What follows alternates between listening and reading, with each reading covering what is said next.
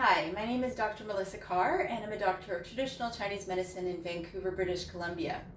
One of the problems we've had with being about a year, a little over, into our COVID-19 pandemic is issues with pandemic posture.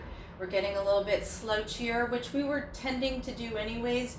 We're spending more time on our devices with our heads bent forward, a little bit more time watching Netflix, slouching, that sort of thing. So I'm here to offer you some suggestions to counter that, particularly with regard to neck and low back pain. So one of the most common things I recommend is sitting in a chair, whether it's in an office or in your home office, is to get a little bit fidgety. So that will mean not necessarily sitting still, but allowing yourself an opportunity to be able to move around a little bit.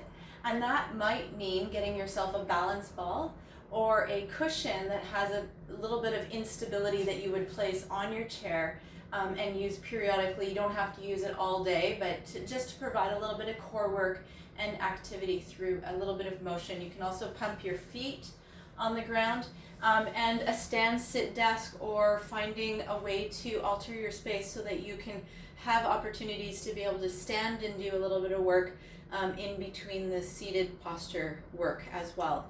And definitely strengthening and stretching muscles and tissues to help with dealing with the neck and low back. So for the neck, one of the things that we find we're doing is we're tending to jut our chin forward quite a bit. So this action of being like a turtle, and your head is about the weight of a bowling ball, so it's quite heavy and hard on the neck. So bringing the chin back, pulling it straight back, and trying to get your head directly over your spine. So this will maybe provide a little bit of stretch through the base of the head there, and so pulling that back. Also opening up through the chest, there's a tendency to be rolled forward, so doing some exercises using a wall to be able to provide some stretch through there. You should feel stretch, not pain. Keep the shoulder down as you're doing this. Another exercise that I quite like is one called Ywtl. So commonly we know the dance, the music for YWCA. This is called Ywtl. So the action is you put your arms over your head, and you're going to try to keep your shoulders back. So the goal is to have your thumbs facing behind you. Don't arch your back too much. Keep your core engaged. Have your thumbs facing behind you, and try to pull your shoulder blades towards each other. So the action is towards the back.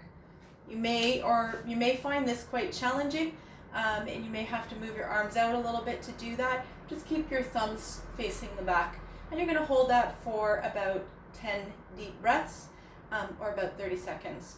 And then you can move into the W. So the W brings that down, your elbows are bent. And again, you're pulling your shoulder blades towards each other. So you're creating this movement backwards. Next is the T. So you're going to bring your arms out to your side and straight out. And again, thumbs facing behind you, pull your arms back. So you're trying to bring your shoulder blades towards each other on your back.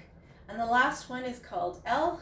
So bringing your elbows in, and again, trying to pull your thumbs back toward the wall. So Y, W, T, L. So that's a good exercise for that. For the low back, an exercise you can do is called cat-cow. If you've done yoga, you're probably quite familiar with this. So this involves getting on all fours. Have your hands about shoulder width apart, and your knees about hip width apart. And you're going to roll your shoulder blades up, pull your head down, and then do the opposite. You're pulling your tail up towards the sky, and you can do this with breath work. So this cat-cow is quite a good activity for the releasing the upper back and the lower back. So you're moving your spine. And it feels quite good, and you can do it with breath.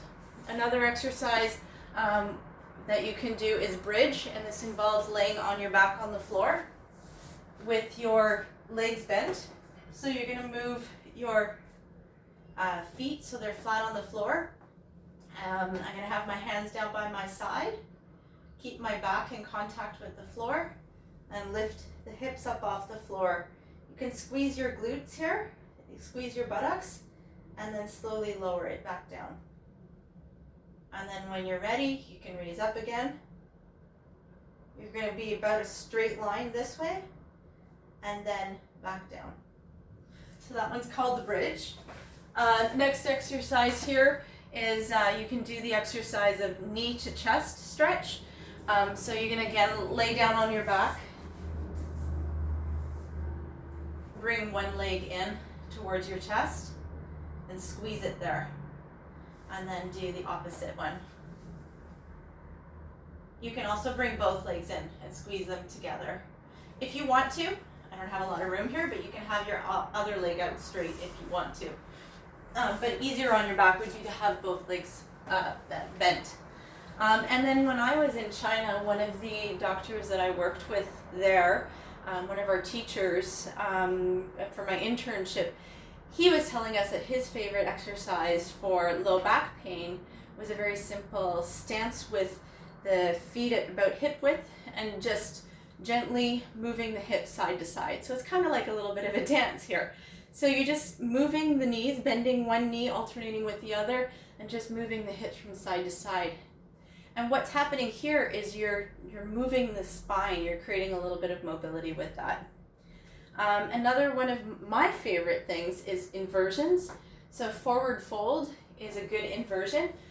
So ways to do that, you can just drop straight down. If you're flexible, you might be able to reach the ground. You'll feel stretching through the hamstrings, through the back. My recommendation is if you can't touch the floor, to use blocks or books to bring the floor up to you. So imaginary blocks here. So if this is how far I could go, I would put the blocks there. Another option is to bend the knees quite a bit. So as much as you need to get your torso onto your legs, and then just drop your head down. While you're there, you can also do a little bit of a shake to shake out your head a little bit and provide a little bit of release of tension. And another option would be to tuck your arms in and provide a little bit of release. I also like to use my hands, grab my hair to be able to create a little bit of more decompression through the cervical spine there. So that is one inversion, and then another popular inversion that a lot of people are familiar with is downward dog. So you're aiming to get your your heels towards the floor. Whether you get there or not, it doesn't matter. Just you're going to create a little bit of inversion activity. If downward dog is something that you enjoy, that's another inversion that can be helpful for decompressing the spine and the through the low back and the neck. So twisting is another activity that's really important for the spine. It can be done through standing, so just doing a simple stance and twisting. Even doing an activity where you're walking and you're applying, so if I were walking or standing, I'm just basically lightly tapping my back of my hand to the low back area. Provides a little bit of percussion massage at the same time as I have that rotation movement there. You can do a seated twist as well on the floor, where you have one leg bent over and you're twisting. Go this way. So that's another way to do it. Or you can do it from your chair, where you're seated and you're using the chair to provide the hold where you can do the twist. My recommendation, however, is don't do the twist where you grab and you wrench to be able to try to get a release with that. I don't recommend that, and the same thing goes with the neck where people do this. Don't do that. Simple rotation. If you get a release of the joint with regular movement, that's fine, but don't force it there. And then hydration is another suggestion that I recommend for you. In my blog, I talk about the details of why.